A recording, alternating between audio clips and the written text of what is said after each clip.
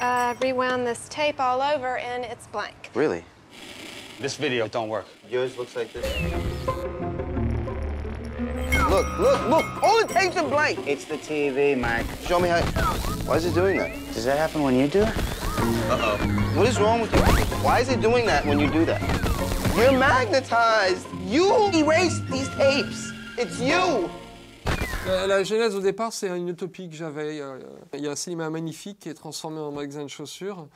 Et je m'étais dit que ce serait intéressant de reprendre un cinéma comme ça et de créer une communauté de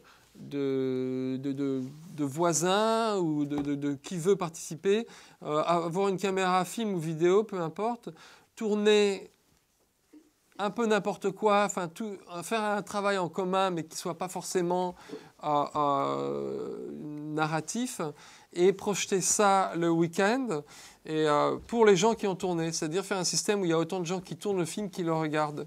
Mais en réalisant des films, je me suis aperçu que je pouvais inventer des mondes où je pouvais réaliser des machines ou des choses, ou des principes, des systèmes ou des communautés qui n'existaient pas forcément dans la vie réelle.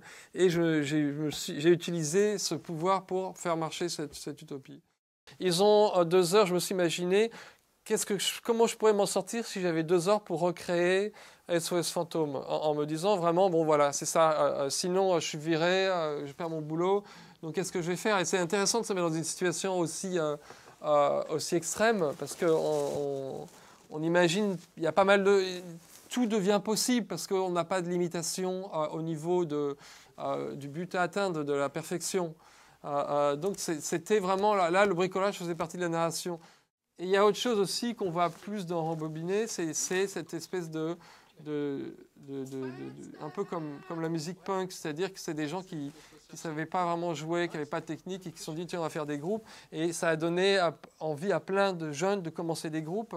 Je pense qu'il y a ce phénomène aussi, c'est-à-dire que ça invite les gens à se dire oui, on n'a pas besoin de toute cette technologie pour faire des choses, on peut se débrouiller et ça fonctionne avec l'imagination et un sens de la débrouille.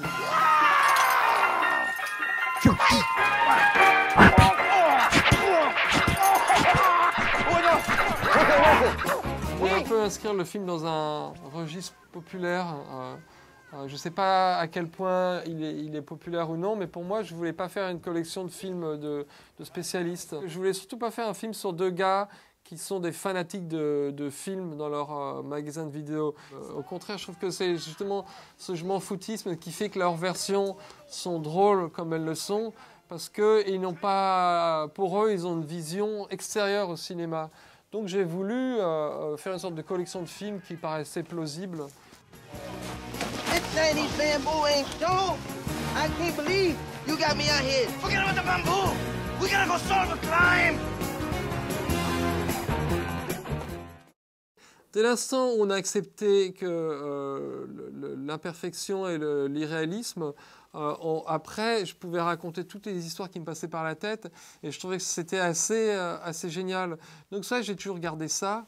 J'ai fait pendant 15 ans mes petits clips, mes films et après, c'était moi, quoi. J'ai continué à faire les films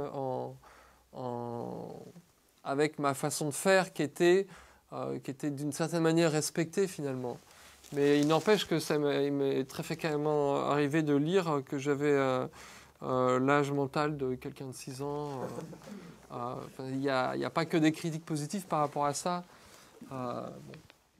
Je me souviens quand je tournais La Science des rêves et qu'on faisait toutes les scènes, on était dans une maison de campagne, on faisait toutes les scènes d'animation. Mon frère était venu et me disait « Mais tu te rends compte que tu es en train de faire un film d'un budget décent ?» Bon, c'était quoi, 5 millions d'euros, c'est quand même pas si mal que ça. Et je faisais vraiment exactement ce que je voulais, quoi. C'est-à-dire qu'on faisait une ville en rouleau de PQ et voilà. Et j'avoue que là, je me suis dit, c'est vrai que j'ai une certaine chance. Et c'est vrai qu'il y a souvent un moment quand on est réalisateur où il faut gagner la confiance des gens. Il ne faut pas gagner que la confiance des acteurs, il faut aussi gagner la confiance des techniciens parce qu'ils peuvent un petit peu... on a affaire à de la résistance quand on essaye de faire des choses différentes. J'ai quand même une carrière qui est quand même assez saine parce que mes films, en fait, même mes miniatures, ils n'ont pas perdu d'argent. Ils ont toujours gagné de l'argent et fait gagner de l'argent aux gens, suffisamment pour les motiver à continuer à travailler avec moi. Et j'ai pas donc cette pression de faire un énorme carton. C'est un film qui est social dans l'esprit, mais je n'observe pas la vie sociale en détail, comme Mike Leigh. J'aimerais bien savoir le faire, et peut-être que je vais m'intéresser à ça, mais j'essaye un peu d'élargir mon univers tout en continuant à être moi-même.